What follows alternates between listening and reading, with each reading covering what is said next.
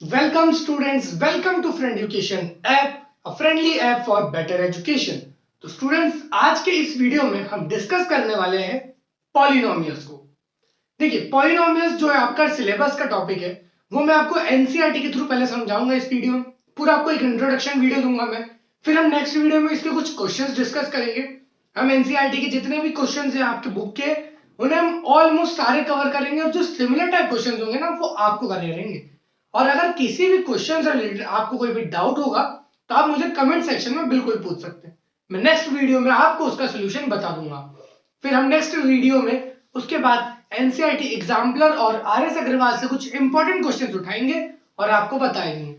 चलिए तो हम इस वीडियो को करते हैं स्टार्ट। ऑलराइट, तो देखिए यहाँ पर मैंने आपके सामने एक इक्वेशन लिखी है a x square plus b x plus c की। अब इसी इक्वेशन के थ्रू मैं आपको पूरा पॉलिनोमियल एक्सप्लेन कर दूंगा सिर्फ एक इक्वेशन के अंदर। देखिए कैसे। सबसे पहले मैं आपको समझाता हूं कुछ पॉइंट्स के बारे में। कुछ इंपॉर्टेंट पॉइंट्स होते हैं, आप उन्हें दिमाग में बैठाइए तो आपका पॉलिनोमियल कंप्लीट होगा। धीरे धीरे मैं आपको पूरे पॉइंट्स बताऊंगा। देखिए सबसे पहला पॉइंट आता है इसके अंदर, सबसे पहला पॉइंट होता है कांस्टेंट।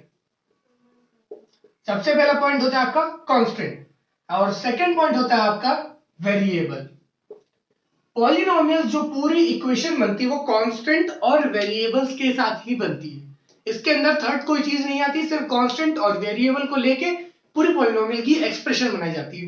देखिए ये आपका जो जनरल इक्वेशन है a x square plus b x plus c का, इसके अंदर मैं आपको बताता हूँ कांस्टेंट क्या है और वेरिएबल क्या है, और कांस्टेंट होता क्या है, वेरिएबल होता क्या है, वो भी मैं आपको बताता हूँ। देखिए ए एक्स स्क्वायर के अंदर जो भी आपका अल्फाबेट वाला पार्ट है, ए बी या सी, ये जो भी आपके अल्फाबेटिकल नंबर्स, अल्फाबेटिकल वर्ड्स है ए बी सी, ये आपके कांस्टेंट होते हैं। इनकी वैल्यू जो है इस पॉलिनोमियल एक्सप्रेशन के अंदर वो फिक्स्ड होती है, वो चेंज नहीं होती है। देखिए कांस्टेंट क्या होती है, सिंपल भाषा में समझिए आप। जो भी वैल्यूज जिन भी अल्फाबेट्स की, या जो भी मान लीजिए कोई भी वेरिएबल भी होगा आपके सामने, अगर उनकी वैल्यू हमें पता फिक्स्ड है, जो चेंज नहीं हो सकती है, तो वही कांस्टेंट्स होते हैं। थोड़ा कंफ्यूजन हो गया क्या? देखिए अगर मैं आपसे कहूं रियल नंबर्स के बारे में, रियल नंबर्स क्या होते हैं आपके, आपको पता है, 1 2 √2 -2, कोई भी रियल नंबर आप उठा लीजिए, वो सारे के सारे आपके कांस्टेंट्स होते हैं। क्यों? क्योंकि वो चेंज नहीं होते कभी। नंबर्स क्या चेंज होते कभी? कभी नहीं। इसलिए वो आपके कांस्टेंट के अंदर आएंगे। वेरिएबल क्या होंगे? अब वेरिएबल का मतलब सिंपल सा वही कि जो चीजें चेंज हो सकती हैं, जो कभी फिक्स नहीं होंगी, वो वेरिएबल हो गया। जो वेरी करता है उसे वेरिएबल कहा जाता है। तो आपके वेरिएबल्स क्या लिए जाएंगे इसके अंदर?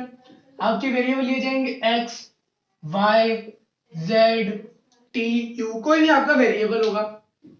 तो ये हो गई कांस्टेंट और वेरिएबल की बात है। अब पॉलिनोमियल का जो एक्सप्रेशन तैयार होता है वो कांस्टेंट और वेरिएबल को मिला के होता है। या तो इंडिविजुअल कोई कांस्टेंट होगा, या इंडिविजुअल वेरिएबल होगा, या उन दोनों को साथ में लिखा जाएगा। तो इन्हीं सबको ऐड करके एक पॉलिनोमियल एक्सप्रेशन बनाया जाता है। अच्छा, ये जो इंडिविजुअल वेरिएबल्स होते हैं या कांस्टेंट और वेरिएबल साथ में लिखे हुए, इनको एक नाम दिया गया है इसमें। इनको कहा जाता है इसके अंदर टर्म्स। क्या कहा जाता है इनके? इनको नाम है एक TERMS, इन्हें कहा जाता है टर्म्स। इंडिविजुअल टर्म्स बोलते हैं। अब इन्हीं दो या तीन टर्म्स के बीच में अगर हम प्लस या नेगेटिव का कोई साइन लगा के लिख देंगे तो ये एक पॉलिनोमियल एक्सप्रेशन बन जाएगा। बात दीजिए, यहां पर ध्यान दीजिए। अगर मैं आपसे कहूं ए एक्स मल्टीप्लाई बी, क्या ये एक पॉलिनोमियल एक्सप्रेशन है? बताइए मुझे। आपका जवाब यहां पर होना चाहिए नहीं। क्यों? क्योंकि मैंने आपको अभी बताया कि पॉलिनोमियल एक्सप्रेशन के अंदर टर्म्स के बीच में प्लस या माइनस का ही साइन होना चाहिए। ये आप शर्त समझ लीजिए कि पॉलिनोमियल की ये शर्त ही होती है।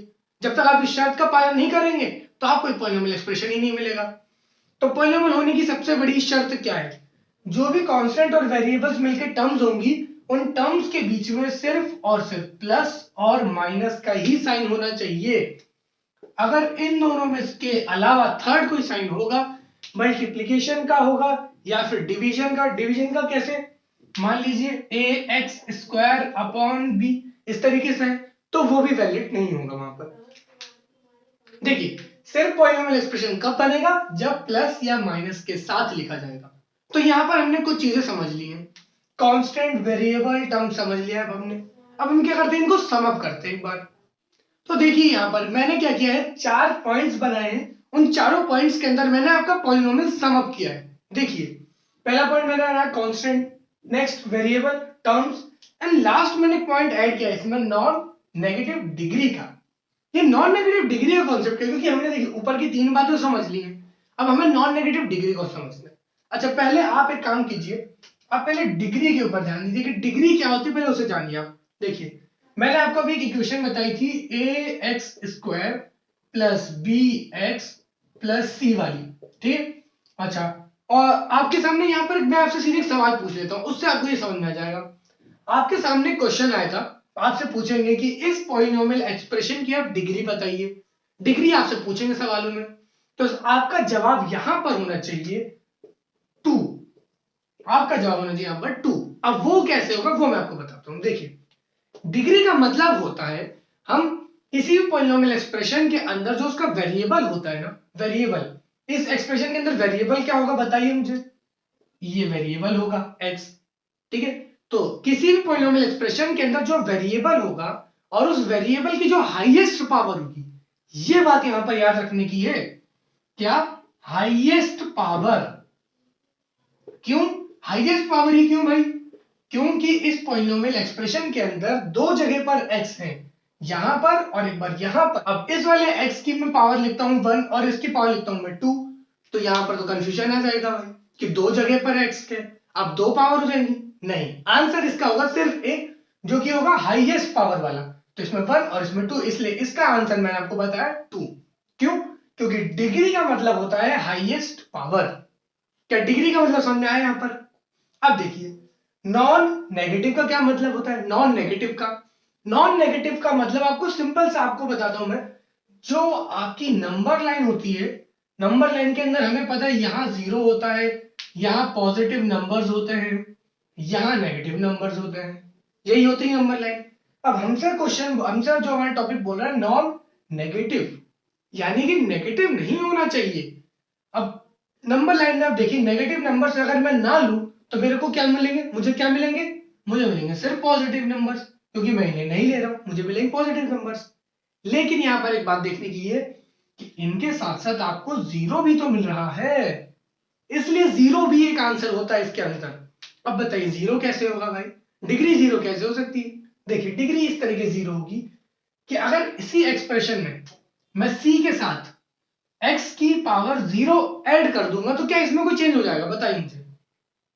आपने लॉ ऑफ एक्सपोनेंट्स पढ़े होंगे, जिसके अंदर किसी भी नंबर, किसी भी वेरिएबल या किसी भी अल्फाबेट की पावर अगर 0 हो जाए तो उसका रिजल्ट होता है सीधा 1, इसलिए इसका रिजल्ट, इसके रिजल्ट में कोई फर्क नहीं आएगा। इसलिए अब देखिए डिग्री का मतलब क्या हुआ, highest power. Non negative degree का मतलब क्या हुआ, यानी कि जो डिग्री होगी वो कभी भी नेगेटिव नहीं होगी, जीरो हो सकती है, पॉजिटिव हो सकती है, लेकिन नेगेटिव नहीं होगी। तो यहां पर हमारा नॉन नेगेटिव डिग्री का भी कॉन्सेप्ट क्लियर हुआ। तो हमने पॉलिनोमियल को बहुत अच्छे से समझ लिया 4 पॉइंट्स के अंदर। पहला पॉइंट हमने पढ़ा कांस्टेंट, सेकंड हमने पढ़ा वेरिएबल, थर्ड हमने पढ़ा टर्म्स, एंड लास्ट हमने पढ़ा नॉन नेगेटिव डिग्री को। तो अगर आप इन्हीं चारों पॉइंट्स को सम अप कर लेंगे तो ये आपका एक standard form of polynomials complete होता है। तो यहां पर आपको मैंने पॉलिनोमियल पूरा समझा दिया है। अब मैं आपको पॉलिनोमियल की एक डेफिनेशन बताता हूं, आप उस डेफिनेशन को याद कीजिए, जिससे आपका पॉलिनोमियल एक डेफिनेशन के फॉर्म में आपके पास आ जाएगा। कि अगर आपसे पूछेंगे ये पॉलिनोमियल की डेफिनेशन क्या होती है, भाई डेफिनेशन बताओ, तो वो आपकी डेफिनेशन होगी। तो यहां पर मैंने आपके सामने डेफिनेशन ऑफ पॉलिनोमियल लिख दी है। डेफिनेशन क्या है, ax square plus bx plus c is a polynomial where a, b and c are real numbers and all the exponents of x are non-negative integers। तो यही आपकी डेफिनेशन है। जो भी अभी मैंने आपको 4 पॉइंट्स बताए थे सम अप करके पॉलिनोमियल के बारे में, वही मैंने डेफिनेशन के फॉर्म में लिख दिया है। अगर आपसे कोई पॉलिनोमियल की डेफिनेशन पूछता है तो यही आपकी डेफिनेशन है। तो अभी मैंने आपको पॉलिनोमियल बताया, पॉलिनोमियल की डेफिनेशन बताई। अब आपके सामने एक टॉपिक निकल के आ रहा है और इसका नाम है जीरो पॉलिनोमियल का। जीरो पॉलिनोमियल की, जीरो पॉलिनोमियल आखिर क्या होता है। तो देखिए जीरो पॉलिनोमियल के अंदर क्या चीज आती है वो आपको बताता हूं। देखिए एक ऐसा पॉलिनोमियल एक्सप्रेशन, एक ऐसा पॉलिनोमियल एक्सप्रेशन जिसके अंदर सारे कांस्टेंट टर्म्स अगर जीरो हो जाए, जितने भी कांस्टेंट टर्म्स हो उसके अंदर वो सब अगर जीरो हो जाए, तो वो पॉलिनोमियल एक्सप्रेशन एक जीरो पॉलिनोमियल एक्सप्रेशन कहलाएगा।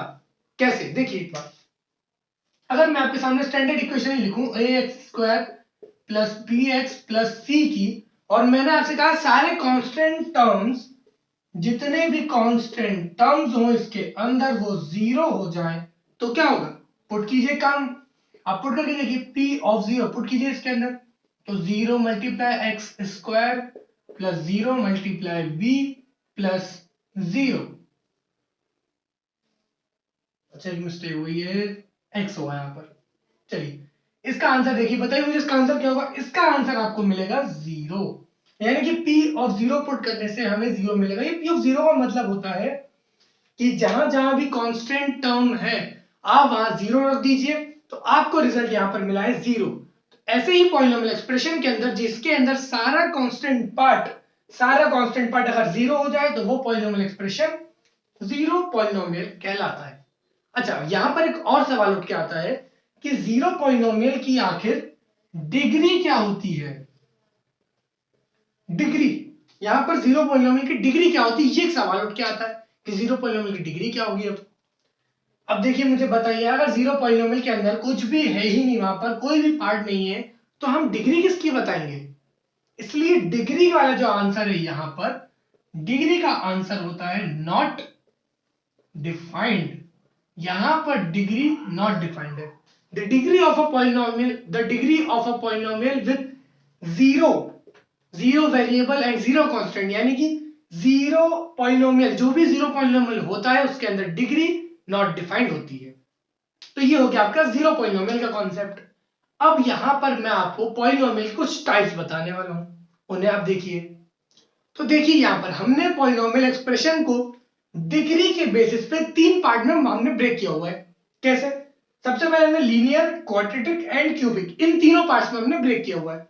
अब देखिए ये तीनों क्या होते हैं और इनको हमने डिफरेंशिएट किस तरीके से किया है। देखिए डिग्री के बेसिस पे, मैंने आपसे कहा मैंने डिग्री के बेसिस पे। अब देखिए लीनियर का मतलब होगा 1, क्वाड्रेटिक का मतलब होगा 2 और क्यूबिक का मतलब होगा 3।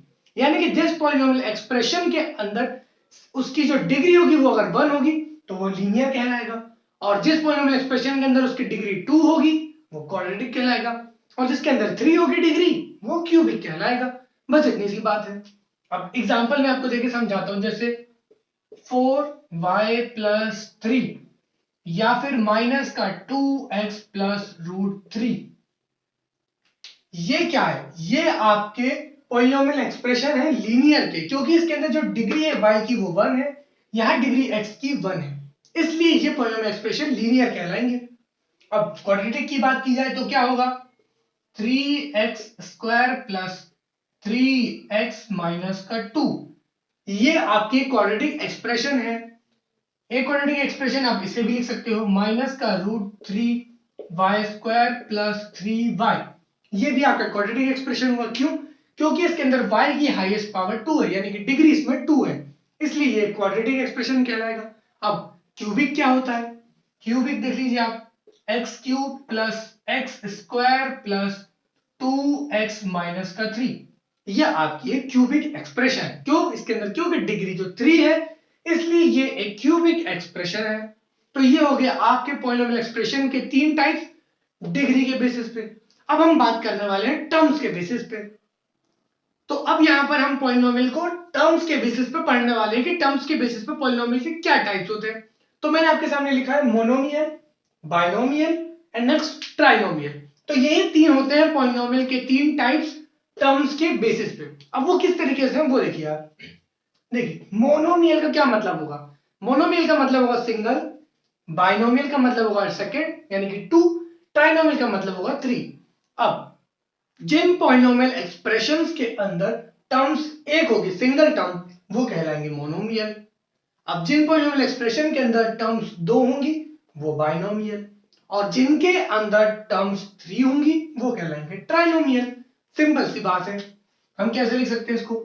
2x या x² या माइनस का 3y ये हो गए हैं आपके मोनोमियल, जिसके अंदर सिंगल टर्म हो वो आपके मोनोमियल कहलाते हैं। यहां पर एक बात ये गौर करने की है कि जो मोनोमियल्स होते हैं वो पॉलिनोमियल्स तो बिल्कुल नहीं होते। क्यों भाई, ये क्यों नहीं होते? क्योंकि हम उसी के तो टाइप्स पढ़ रहे हैं, तो पॉलिनोमियल क्यों नहीं हुआ ये? क्योंकि मैंने आपको पॉलिनोमियल की कुछ शर्त बताई थी। क्या शर्त बताई थी? कि पॉलिनोमियल के अंदर कुछ टर्म्स होती हैं और उनके बीच में जब प्लस या माइनस का कोई साइन लगता है तभी वो एक पॉलिनोमियल एक्सप्रेशन कहलाते हैं। यहां तो सिर्फ एक इंडिविजुअल टर्म है ये, इसलिए ये एक पॉलिनोमियल एक्सप्रेशन कभी नहीं कहलाएगा, ये कहलाते हैं मोनोमियल। अब हम अगली बात करते हैं बाइनोमियल की। अब बाइनोमियल क्या होते हैं आपके? बाइनोमियल, अगर मैं 2x के साथ x स्क्वायर को ऐड कर दूंगा या मैं -3y के साथ +√3 को ऐड कर दूंगा तो ये आपके बाइनोमियल एक्सप्रेशन बन जाएंगे। क्यों? क्योंकि यहां पर आपके सामने एक और ये दो टर्म्स है यहां पर, इसलिए ये कहलाएंगे बाइनोमियल्स। अब ट्राइनोमियल क्या होते हैं? अगर मैं इन तीनों को लिख दूंगा ऐड कर, तीनों को तो नहीं क्योंकि ये सेकंड वेरिएबल हो जाता है, हमें पॉलिनोमियल इन वन वेरिएबल पढ़ना है आपके सिलेबस में। इससे गौर फरमाइएगा इस चीज पे कि हमें सिर्फ और सिर्फ पॉलिनोमियल एक ही वेरिएबल में पढ़ना है। अगर हम y को साथ में जोड़ देंगे तो पॉलिनोमियल टू वेरिएबल बन जाएगा, जो कि सिलेबस से ही बाहर है, तो उस पर मत जाइए। आप सिर्फ देखिए पॉलिनोमियल एक ही वेरिएबल के अंदर। अब देखिए ट्राइनोमियल क्या होता है? मैं लिख दूंगा आपके सामने 2x² प्लस x माइनस का √3। ये आपका पॉलिनोमियल इन वन वेरिएबल जो कि ट्राइनोमियल कहलाएगा। क्यों? क्योंकि सिर्फ इसके अंदर एक ही वेरिएबल है इसलिए। और ये हो गया आपका ट्राइनोमियल का एक्सप्रेशन। तो ये हमने पढ़ लिया यहां पर पॉलिनोमियल टर्म्स के बेसिस पे कि क्या क्या होता है, टर्म्स के बेसिस पे टाइप्स। तो ये तीन आपके टाइप्स हुए। तो यहां पर आपके हमने जो टर्म्स के बेसिस पे और डिग्री के बेसिस पे पढ़ लिए कि पॉलिनोमियल क्या होते हैं। अब हम क्या करते हैं, आपके सिलेबस से जुड़े हुए जो क्वेश्चंस आएंगे ना आपके सामने, उसका एक टॉपिक है जीरोस, हम उसके ऊपर अब डिस्कस करते हैं। चलिए अब हम यहाँ पर जीरोस ऑफ पॉलिनोमियल को डिस्कस करेंगे कि जीरोस ऑफ पॉलिनोमियल क्या होता है। अच्छा याद होगा आपको, मैंने थोड़ी देर पहले आपको एक जीरो पॉलिनोमियल के बारे में बताया था, क्या याद है वो आपको? अगर याद ना हो तो पीछे जाइए, उसको जल्दी से देखिए और फिर से आइए यहाँ पर। देखिए जीरो ऑफ अ पॉलिनोमियल क्या होता है।